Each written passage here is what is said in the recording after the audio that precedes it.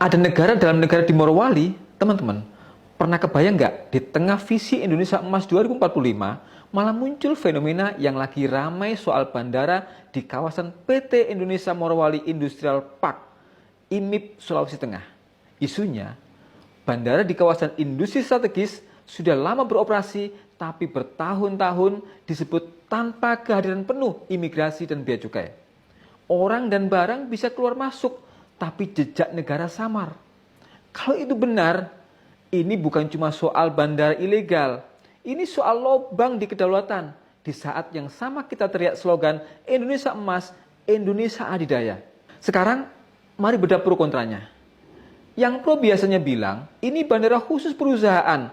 Buat support investasi, ekspor nikel, serap tenaga kerja, jangan dibikin ribet, nanti investor kabur. Narasinya, dunia lagi rebutan nikel dan energi hijau. Indonesia harus gesit, jangan kalah sama negara lain.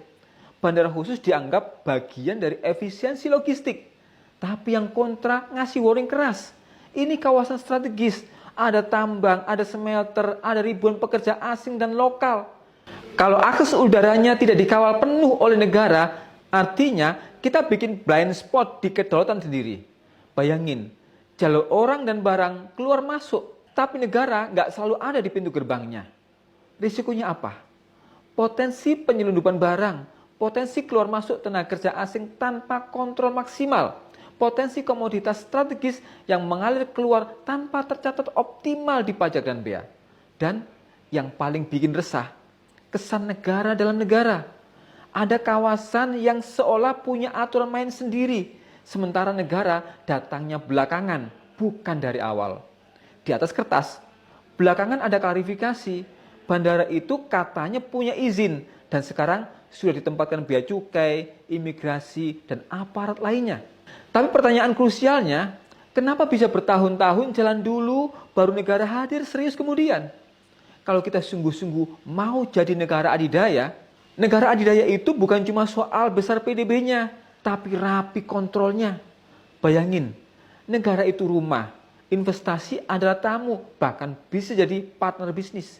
Tapi kalau tamu sampai punya pintu sendiri, cuma dia yang pegang kunci, dan kita cuma bisa dikasih lewat kalau diundang, itu bukan silaturahmi lagi, itu bahaya. Dalam pemikiran Syekh Taqiyuddin An-Nabhani, kedaulatan itu milik syarak, dijalankan negara secara total dan tidak boleh berbagi kedaulatan dengan pihak lain. Bandara, pelabuhan, perbatasan adalah wajah kedaulatan negara. Jadi, kalau ada bandara di kawasan industri strategis yang secara de facto lebih dulu dikuasai logika korporasi, sementara negara baru hadir bertahap setelah ramai, dalam kacamata Nabhani, itu tanda kedaulatan melemah, bukan menguat. Nikel dan mineral strategis, menurut An-Nabhani, itu milik umum yang seharusnya dikelola negara untuk kemaslahatan rakyat. Bukan dijadikan wilayah semi privat dengan jalur udara sendiri yang pengawasannya abu-abu.